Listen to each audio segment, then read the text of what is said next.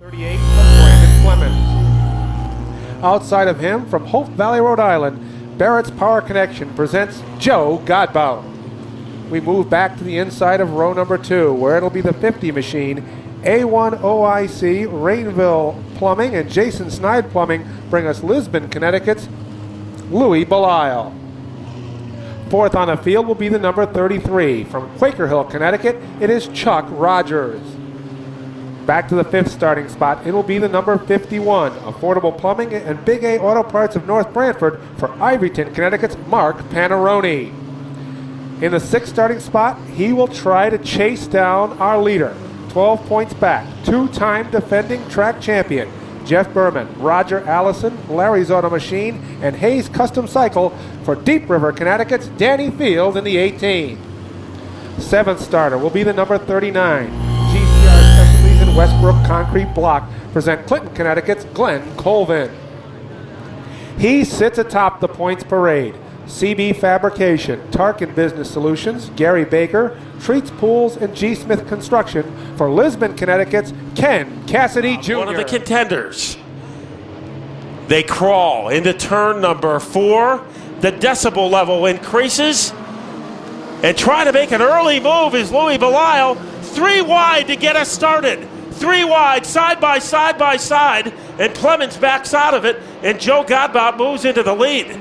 So it didn't take long for the fireworks to start. Louis Belisle tried to make it 3 wide.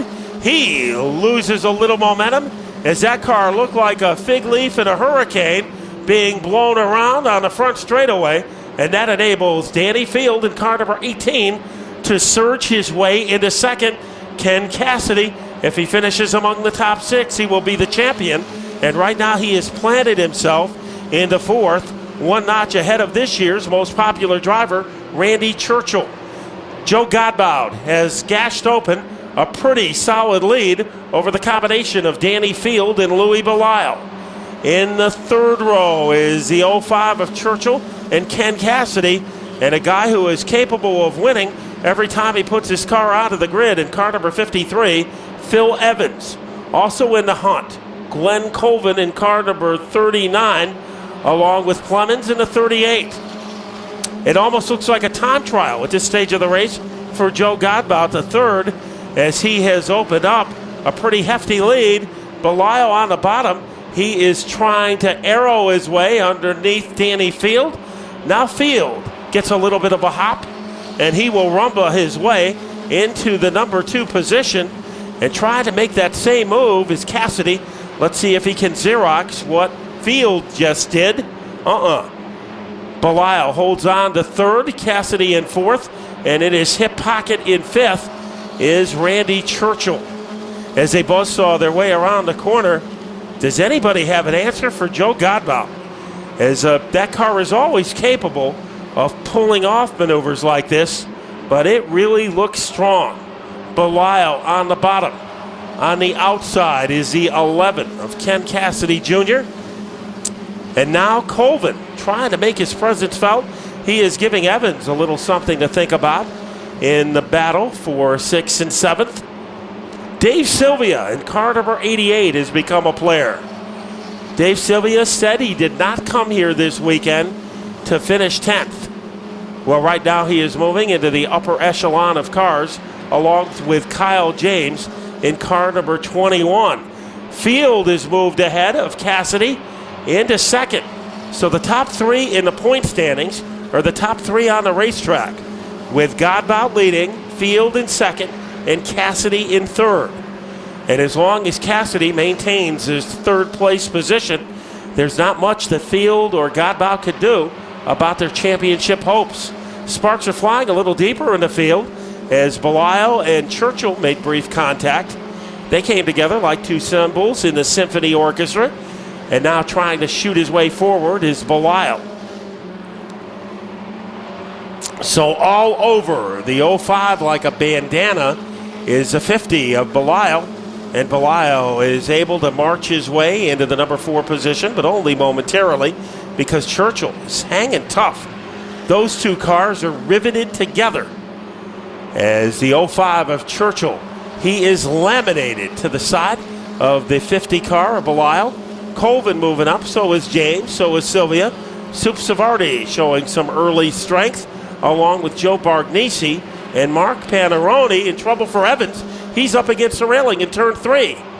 So one of the fast guys has run into an obstacle, and the gold comes out on lap number 12. Phil Evans, as they are still working on that car, obviously electrical, and they are looking at the distributor on the number 53 car. Guys? Joe Godbout gets another king-size jump against Danny Field. Let's see if he can run and hide like he did on the last series of green flag laps. This time, like a trailer hitch, around goes Godbout. Cassidy runs into him. Field is in trouble. All 3 of our contenders go down in turn number 4. Unbelievable turn of events in turn 4. First, it was Godbout to go around. Cassidy made substantial contact in car number 11 and tried to sneak by on the outside, and he probably did it with minimal damage, was Danny Field. Let's go to Dave Barabalt. And Ken Cassidy and Kyle James await the green flag. It's in the air, and we are back underway. Kyle James. Now, trouble early back in the field is Churchill. Papakota go through the infield. Churchill back on the track. The cars scramble for position. We look to stay under green. Everybody misses the action, and we do stay under green. And the best race is on between Kyle James and Ken Cassidy as they disappear in the dirt cloud off turn number 1. And re-emerging, it is the 21 of Kyle James who has the lead.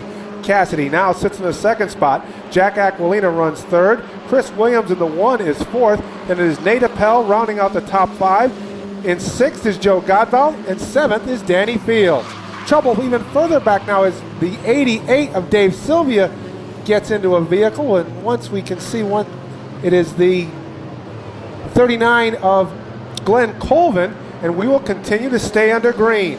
The top 8 freight train their way around, and now a move is made by the 0 of the 37. It is Christopher Lee around in turn 2, and the yellow will come out for the 83 of Christopher Lee. Boy, with all the shoving going on, it's amazing that the green stayed out. 5 laps left. Kyle James, Ken Cassidy, they await the green flag, and we are underway. Kyle James puts the 21 in the lead as they go into turn number 1. Ducking into the second spot is the 11 of Ken Cassidy Jr.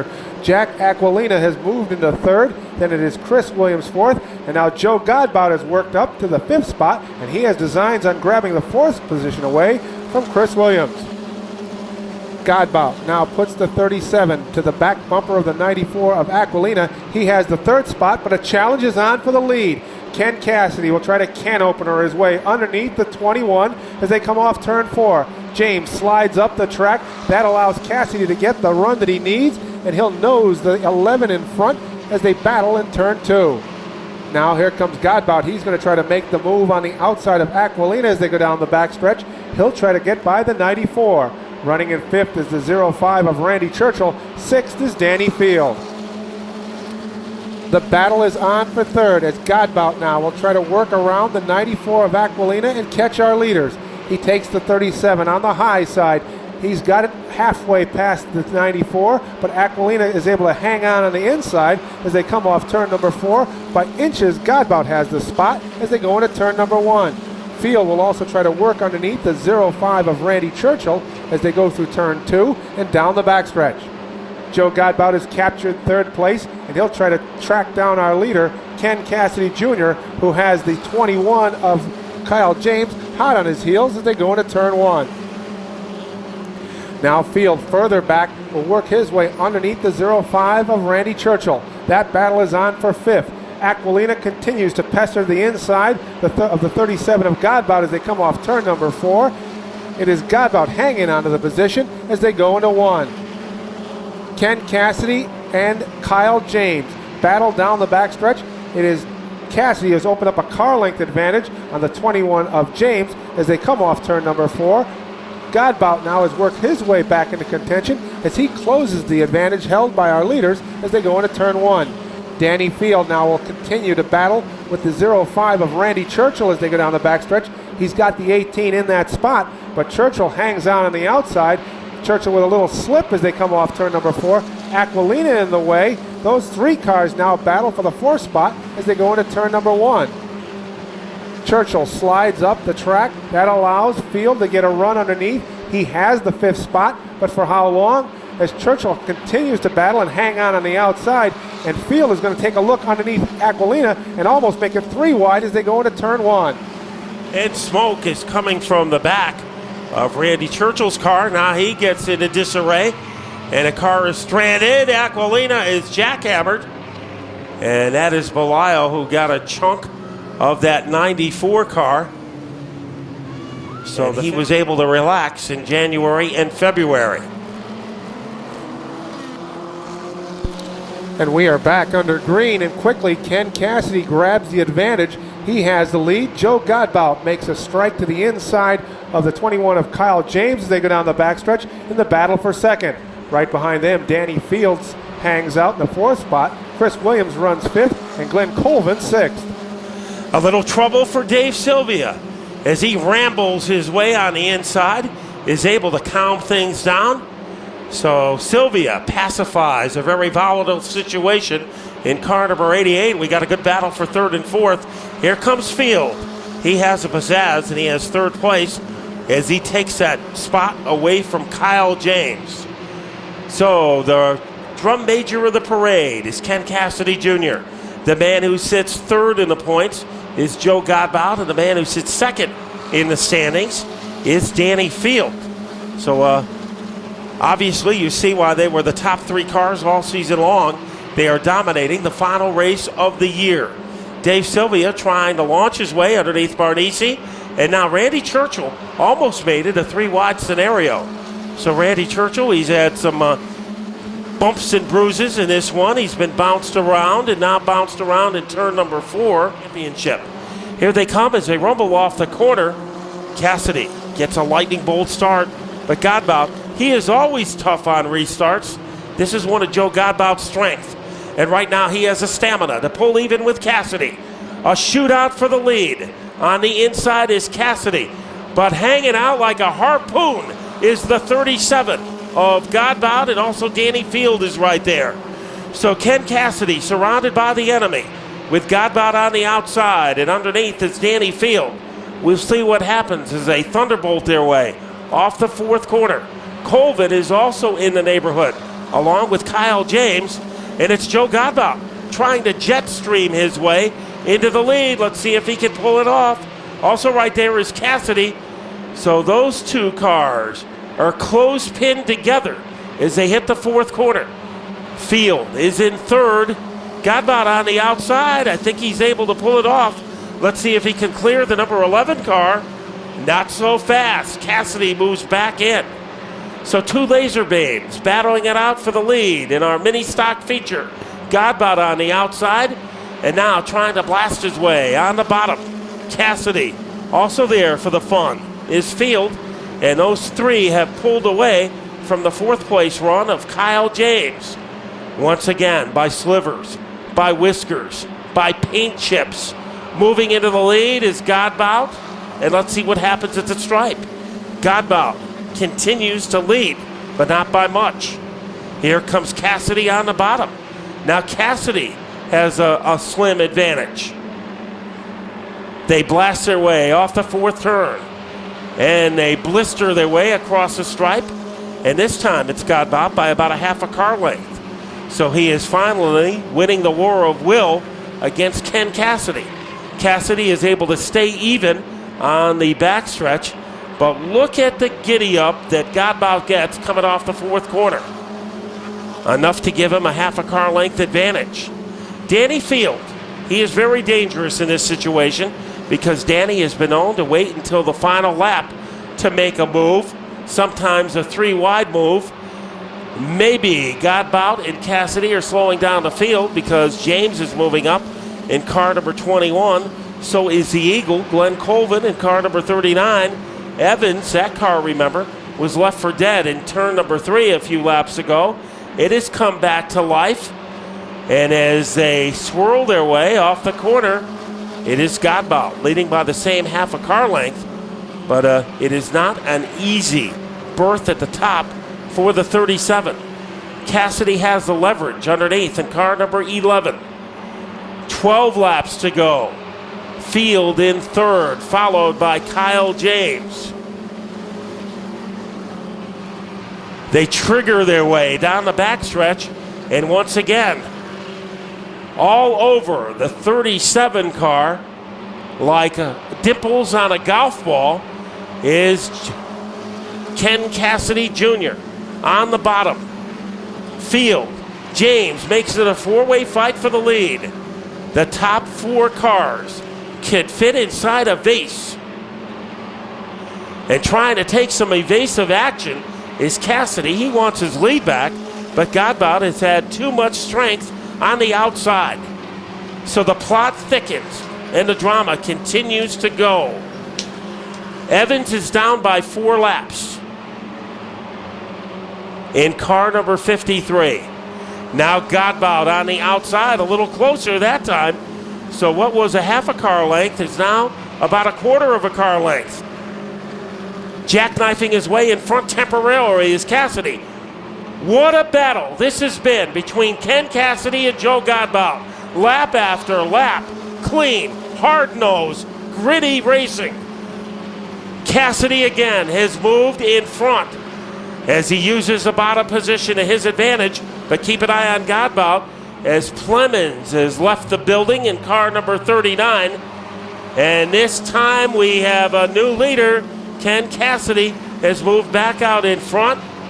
Field, it looks like he's just playing the waiting game, waiting for things to sort out for the finish. So some drama here. Remember, Evans is not on the lead lap. So even though there's 5 cars battling for the top spot, only 4 of them count. Evans is 4 laps down. Cassidy nudges, squirms his way into the lead. Godbout, who had the lead, has lost it, will try to get it back. Not this time. 5 laps left in the season. And the pressure, the tension, the drama continues to unfold. Here is Cassidy again as he tap dances his way around the 4th corner. Cassidy has the lead, but hanging on like gum on the bottom of his shoe is Danny Field. On the outside is Godbout. Cassidy getting a little breathing room. So the perseverance is paying off for Ken Cassidy. They dart across the stripe. Cassidy leading, almost contact made between Field and Godbout. So this is a storybook way to win a championship. By winning the final race of the season, Ken Cassidy Jr. is 2 laps away from making it happen. Cassidy off turn number 4. Now Danny Field will try to take up the chase as he's gotten underneath the 37 of Godbout. Cassidy brings him off turn number 2. Field will try to chase him down. Then we have Godbout running 3rd, and Kyle James makes up the top 4. One more lap in the 2007 racing season here at the Speedbowl. White flag in the air for Ken Cassidy Jr. Cassidy off turn number 2. Down the backstretch. Does Field have any bullets left to try to grab the win? Field will try to close in, but off turn number 4, down to the checkered flag, Ken Cassidy Jr. with the win.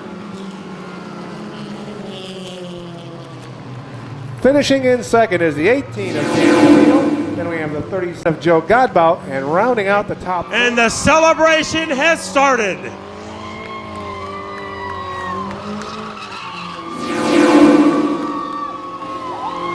Joey Chitwood cannot do any better than that.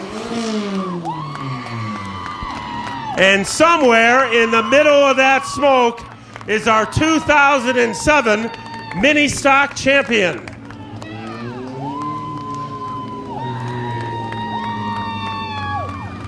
Chris Williams will be one of the first to congratulate Ken Cassidy Jr. And it is celebration time.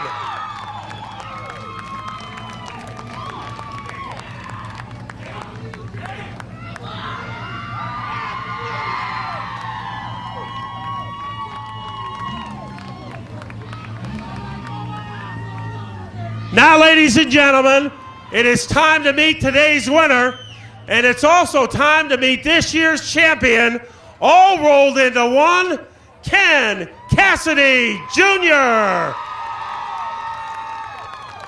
You know, if you're going to win a championship, Ken, what better way than to survive a classic battle between yourself, Joe Godbout, and Danny Field?